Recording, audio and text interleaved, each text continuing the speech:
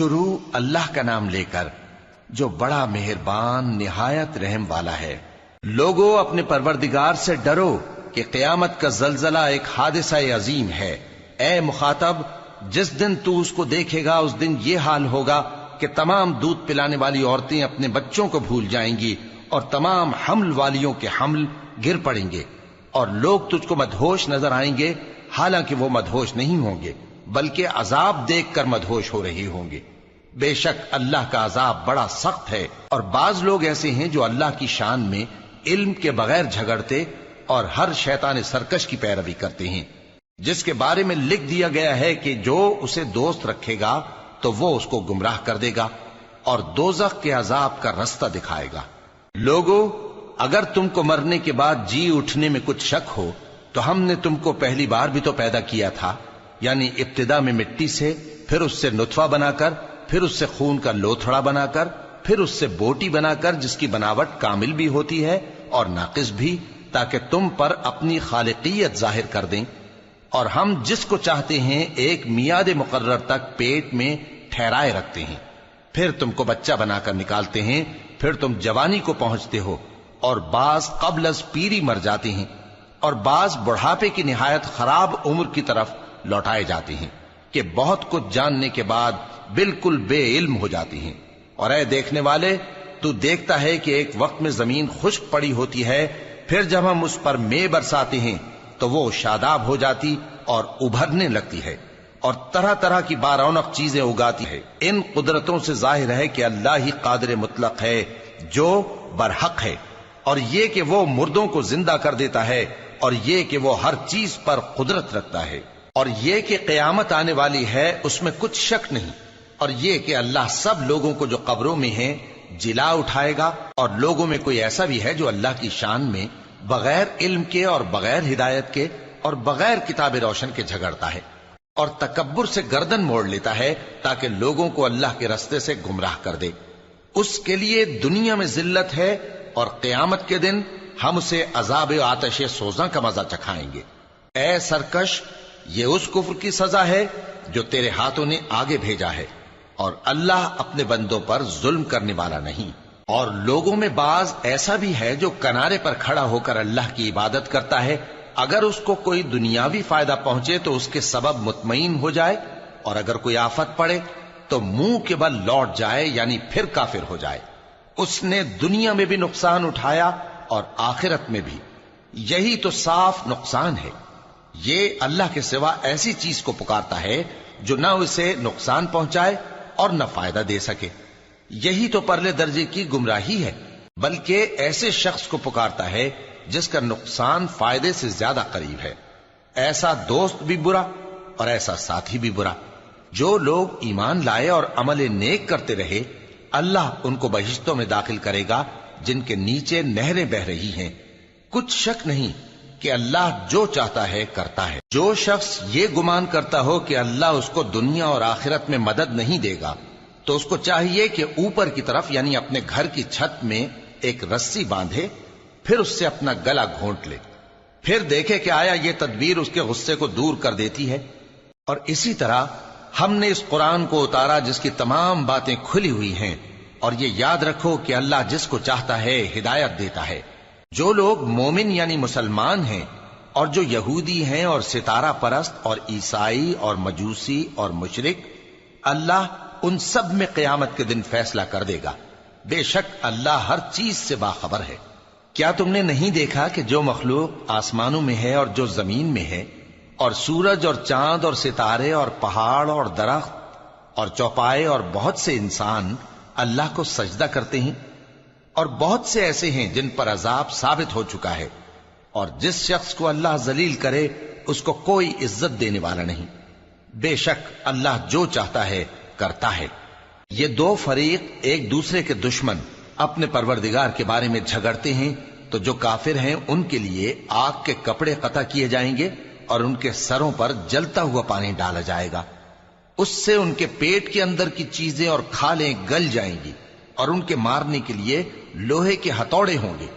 جب وہ چاہیں گے کہ اس رنج و تکلیف کی وجہ سے دوزخ سے نکل جائیں تو پھر اسی میں لوٹا دیے جائیں گے، اور کہا جائے گا کہ جلنے کے عذاب کا مزہ چکھتے رہو۔ جو لوگ ایمان لائے اور عمل نیک کرتے رہے، اللہ ان کو بہشتوں میں داخل کرے گا جن کے تلے نہریں بہ رہی ہیں، وہاں ان کو سونے کے کنگن پہنائے جائیں گے اور موتی، اور وہاں ان کا لباس ریشمی ہوگا، اور ان کو اچھی بات کی طرف رہنمائی کی گئی اور خوبیوں والے مالک کی راہ بتائی گئی۔ جو لوگ کافر ہیں اور لوگوں کو اللہ کے رستے سے اور مسجد حرام سے، جسے ہم نے لوگوں کے لیے یکساں عبادت گاہ بنایا ہے، روکتے ہیں، خواہ وہ وہاں کے رہنے والے ہوں یا باہر سے آنے والے، اور جو اس میں شرارت سے کجروی و کفر کرنا چاہے تو اس کو ہم درد دینے والے عذاب کا مزہ چکھائیں گے۔ اور ایک وقت تھا جب ہم نے ابراہیم کو خانہ کعبہ کا مقام بتا دیا اور ارشاد فرمایا کہ میرے ساتھ کسی چیز کو شریک نہ کیجو، اور طواف کرنے والوں اور قیام کرنے والوں اور رکوع کرنے والوں اور سجدہ کرنے والوں کے لیے میرے گھر کو صاف رکھا کرنا، اور لوگوں میں حج کے لیے اعلان کر دو کہ تمہاری طرف پیدل اور دبلے دبلے اونٹوں پر جو دور دراز رستوں سے چلے آتے ہوں سوار ہو کر چلے آئیں، تاکہ اپنے فائدے کے کاموں کے لیے حاضر ہوں۔ اور قربانی کی ایام معلوم میں مویشی چوپایوں کے ذبح کے وقت جو اللہ نے ان کو دیے ہیں ان پر اللہ کا نام لیں۔ اب اس میں سے تم خود بھی کھاؤ اور خستہ حال ضرورت مند کو بھی کھلاؤ۔ پھر چاہیے کہ لوگ اپنا میل کچیل دور کریں اور منتیں پوری کریں اور اس قدیم گھر یعنی بیت اللہ کا طواف کریں، یہ ہمارا حکم ہے۔ اور جو شخص ادب کی چیزوں کی جو اللہ نے مقرر کی ہیں تعظیم کرے تو یہ اس کے پروردگار کے نزدیک اس کے حق میں بہتر ہے۔ اور تمہارے لیے مویشی حلال کر دیے گئے ہیں سوائے ان کے جو تمہیں پڑھ کر سنائے جاتی ہیں، تو بتوں کی پلیدی سے بچو اور جھوٹی بات سے پرہیز کرو، صرف ایک اللہ کے ہو کر اور اس کے ساتھ شریک نہ ٹھہرا کر۔ اور جو شخص کسی کو اللہ کے ساتھ شریک مقرر کرے تو وہ گویا ایسا ہے جیسے آسمان سے گر پڑے، پھر اس کو پرندے اچک لے جائیں یا ہوا کسی دور کی جگہ اڑا کر پھینک دے۔ یہ ہمارا حکم ہے۔ اور جو شخص ادب کی چیزوں کی جو اللہ نے مقرر کی ہیں تعظیم کرے تو یہ کام دلوں کی پرہیزگاری سے ہے۔ ان میں ایک وقت مقرر تک تمہارے لیے فائدے ہیں، پھر ان کو اس قدیم گھر یعنی بیت اللہ تک پہنچنا اور ذبح ہونا ہے۔ اور ہم نے ہر ایک امت کے لیے قربانی کا طریق مقرر کر دیا ہے تاکہ جو مویشی چوپائے اللہ نے ان کو دیے ہیں ان کے ذبح کرنے کے وقت ان پر اللہ کا نام لیں۔ سو تمہارا معبود ایک ہی ہے تو اسی کے فرما بردار ہو جاؤ اور عاجزی کرنے والوں کو خوشخبری سنا دو۔ یہ وہ لوگ ہیں کہ جب اللہ کا نام لیا جاتا ہے تو ان کے دل ڈر جاتے ہیں، اور جب ان پر مصیبت پڑتی ہے تو صبر کرتے ہیں اور نماز آداب سے پڑھتے ہیں، اور جو مال ہم نے ان کو عطا فرمایا ہے اس میں سے نیک کاموں میں خرچ کرتے ہیں۔ اور قربانی کے اونٹوں کو بھی ہم نے تمہارے لیے اللہ کے شعائر مقرر کیا ہے، ان میں تمہارے لیے فائدے ہیں، تو قربانی کرنے کے وقت قطار باندھ کر ان پر اللہ کا نام لو، پھر جب پہلو کے بل گر پڑیں تو ان میں سے کھاؤ، اور قناعت سے بیٹھ رہنے والوں اور سوال کرنے والوں کو بھی کھلاؤ۔ اس طرح ہم نے ان کو تمہارے زیر فرمان کر دیا ہے تاکہ تم شکر کرو۔ اللہ تک نہ ان کا گوشت پہنچتا ہے اور نہ خون، بلکہ اس تک تمہاری پرہیزگاری پہنچتی ہے۔ اسی طرح اللہ نے ان کو تمہارے زیر فرمان کر دیا ہے تاکہ اس بات کے بدلے کہ اس نے تم کو ہدایت بخشی ہے اسے بزرگی سے یاد کرو۔ اور اے پیغمبر، نیکوکاروں کو خوشخبری سنا دو، اللہ تو مومنوں سے ان کے دشمنوں کو ہٹاتا رہتا ہے۔ بے شک اللہ کسی خیانت کرنے والے ناشکرے کو دوست نہیں رکھتا۔ جن مسلمانوں سے خواہ مخواہ لڑائی کی جاتی ہے ان کو اجازت ہے کہ وہ بھی لڑیں، کیونکہ ان پر ظلم ہو رہا ہے، اور اللہ ان کی مدد کرے گا، وہ یقیناً ان کی مدد پر قادر ہے۔ یہ وہ لوگ ہیں کہ اپنے گھروں سے ناحق نکال دیے گئے، انہوں نے کچھ قصور نہیں کیا، ہاں یہ کہتے ہیں کہ ہمارا پروردگار اللہ ہے۔ اور اگر اللہ لوگوں کو ایک دوسرے سے نہ ہٹاتا رہتا تو خانقاہیں اور گرجے اور یہودیوں کے عبادت خانے اور مسلمانوں کی مسجدیں جن میں اللہ کا کثرت سے ذکر کیا جاتا ہے گرائی جا چکی ہوتی۔ اور جو شخص اللہ کی مدد کرتا ہے اللہ اس کی ضرور مدد کرتا ہے، بے شک اللہ توانا ہے، غالب ہے۔ یہ وہ لوگ ہیں کہ اگر ہم ان کو ملک میں حکومت دے دیں تو نماز قائم کریں اور زکوٰۃ ادا کریں اور نیک کام کرنے کا حکم دیں، اور برے کاموں سے منع کریں، اور سب کاموں کا انجام اللہ ہی کے اختیار میں ہے۔ اور اگر یہ لوگ تم کو جھٹلاتے ہیں تو ان سے پہلے نوح کی قوم اور عاد اور سمود کی قومیں بھی اپنے پیغمبروں کو جھٹلا چکی ہیں، اور قوم ابراہیم اور قوم لوط بھی، اور مدین کے رہنے والے بھی، اور موسیٰ بھی تو جھٹلائے جا چکے ہیں۔ لیکن میں کافروں کو مہلت دیتا رہا، پھر میں نے ان کو پکڑ لیا، تو دیکھ لو کہ میرا عذاب کیسا سخت تھا۔ چنانچہ بہت سی بستیاں ہیں کہ ہم نے ان کو تباہ کر ڈالا کہ وہ نافرمان تھیں، سو وہ اپنی چھتوں کے بل گری پڑی ہیں، اور بہت سے کنویں بیکار اور بہت سے مضبوط محل ویران پڑے ہیں۔ سو کیا ان لوگوں نے ملک میں سیر نہیں کی تاکہ ان کے دل ایسے ہوتے کہ ان سے سمجھ سکتے، اور کان ایسے ہوتے کہ ان سے سن سکتے؟ بات یہ ہے کہ آنکھیں اندھی نہیں ہوتی، بلکہ دل جو سینوں میں ہیں وہ اندھے ہو جاتے ہیں۔ اور یہ لوگ تم سے عذاب کے لیے جلدی کر رہے ہیں، اور اللہ اپنے وعدے کے خلاف ہرگز نہیں کرے گا۔ اور بے شک تمہارے پروردگار کے نزدیک ایک روز تمہارے حساب کی روح سے 1000 برس کے برابر ہے۔ اور بہت سی بستیاں ہیں کہ میں ان کو مہلت دیتا رہا جبکہ وہ نافرمان تھیں، پھر میں نے ان کو پکڑ لیا، اور میری ہی طرف لوٹ کر آنا ہے۔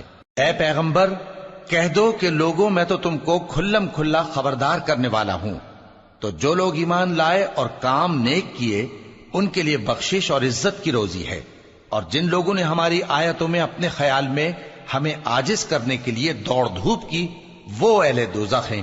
اور ہم نے تم سے پہلے کوئی رسول اور نبی نہیں بھیجا مگر اس کا یہ حال تھا کہ جب وہ کوئی آرزو کرتا تھا تو شیطان اس کی آرزو میں وسوسہ ڈال دیتا تھا، تو جو وسوسہ شیطان ڈالتا ہے اللہ اس کو دور کر دیتا ہے، پھر اللہ اپنی آیتوں کو مضبوط کر دیتا ہے، اور اللہ علم والا ہے، حکمت والا ہے۔ غرض اس سے یہ ہے کہ جو وسوسہ شیطان ڈالتا ہے اس کو ان لوگوں کے لیے جن کے دلوں میں بیماری ہے اور جن کے دل سخت ہیں ذریعہ آزمائش ٹھہرائے۔ بے شک ظالم لوگ مخالفت میں دور جا پڑے۔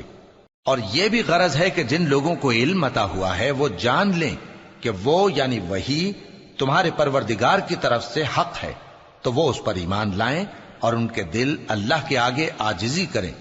اور جو لوگ ایمان لائے ہیں اللہ ان کو سیدھے رستے کی طرف ہدایت کرتا ہے، اور کافر لوگ ہمیشہ اس کی طرف سے شک میں رہیں گے یہاں تک کہ قیامت ان پر ناگہاں آ جائے یا ایک نامبارک دن کا عذاب ان پر آ واقع ہو۔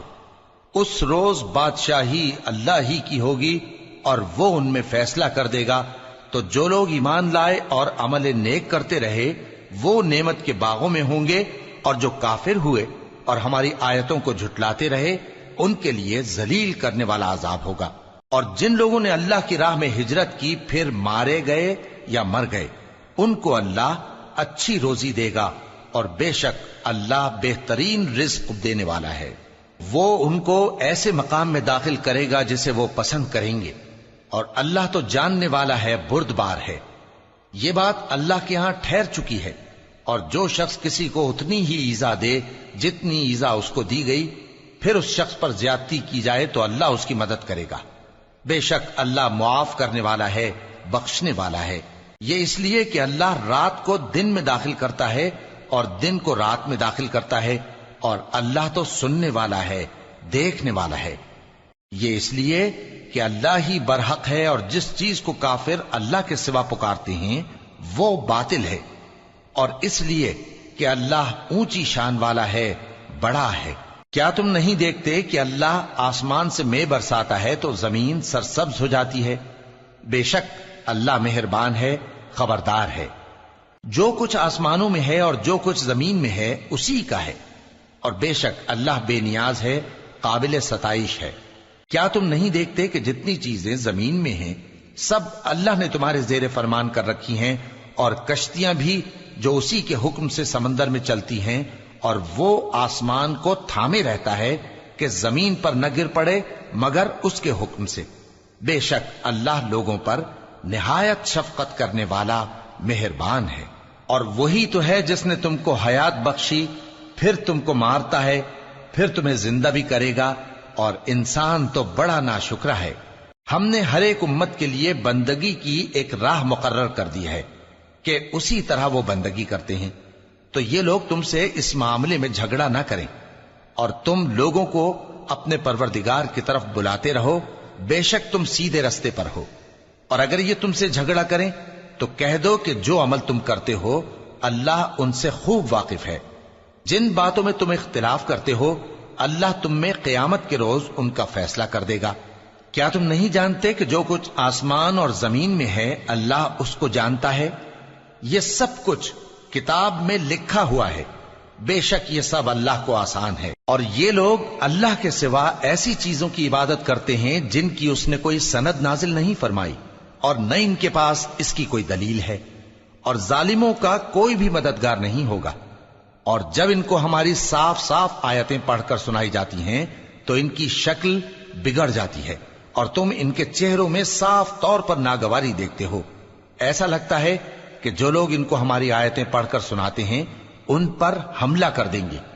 کہہ دو کہ میں تم کو اس سے بھی بری چیز بتاؤں، وہ دوزخ کی آگ ہے جس کا اللہ نے کافروں سے وعدہ کیا ہے، اور وہ برا ٹھکانہ ہے۔ لوگوں، ایک مثال بیان کی جاتی ہے، اسے غور سے سنو کہ جن لوگوں کو تم اللہ کے سوا پکارتے ہو وہ ایک مکھی بھی نہیں بنا سکتے اگرچہ اس کے لیے سب اکٹھے ہو جائیں، اور اگر مکھی ان سے کوئی چیز چھین لے جائے تو اسے اس سے چھڑا نہیں سکتے۔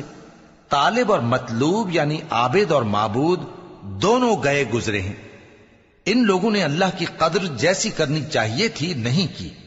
کچھ شک نہیں کہ اللہ زبردست ہے، غالب ہے۔ اللہ فرشتوں میں سے پیغام پہنچانے والے منتخب کر لیتا ہے اور انسانوں میں سے بھی۔